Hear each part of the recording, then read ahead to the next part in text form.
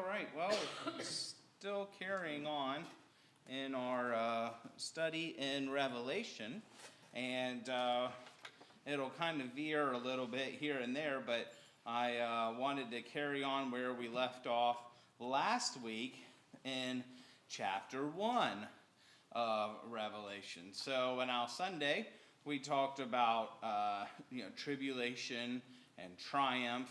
And now we move forward move backwards, I should say, a little bit. Because what I'm trying to do on Sunday is give you the major themes that are often or mostly rooted in Old Testament scriptures, or at least in some of what Jesus was teaching. So maybe I hope you took Matthew 24 home with you, even though we didn't get into that, but it all applies as long as you're looking at it from a spiritual perspective. So from a spiritual perspective, not a physical one. So we've talked quite a good bit that we look at the whole Revelation as that it reveals Jesus Christ and the gospel, the good news message for us today, and that it's not something that we are looking in the future for. It's not some kind of future thing that is this is going to happen, the rapture, and then people are left behind and all of that, which you've heard in those books or those movies, but that every day we have the battle, which talks about the Battle of Armageddon and so forth.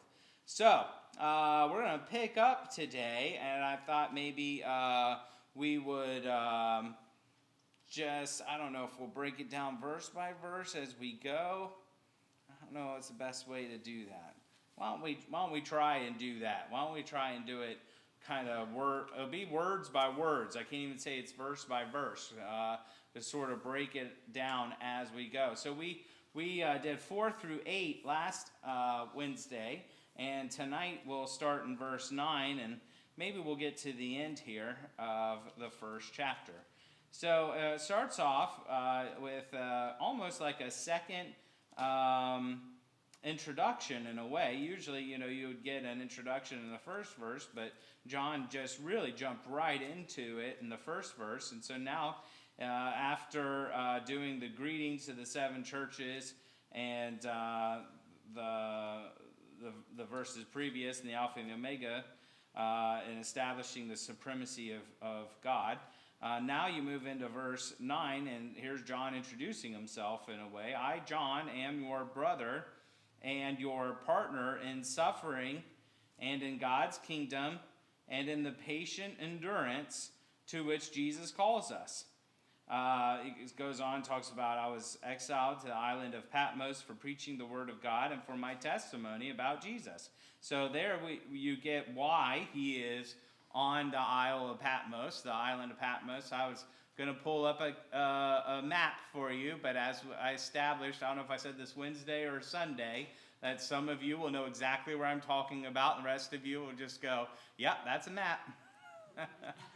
Just see it and forget it, my mom is like that. She's a little geographically challenged. My dad is really good. I get that from my dad. I can wake up in an unknown place and know which way is north, east, south, and west. I just feel it in a way, right? I can feel my way somewhere where roads should be. My mom, on the other hand, thought Italy was in India. No, she thought India was in the Mediterranean. No, India was in the Mediterranean. That's it. And we're like, no, it's Italy. She's like, no, I'm saying India. And I'm like, wait, no, Italy is in the... Yeah, so she had it all mixed up. So, so I know some of you are that way, but if you know geography, you might know where Crete and Cyprus and so forth are, and Patmos isn't far.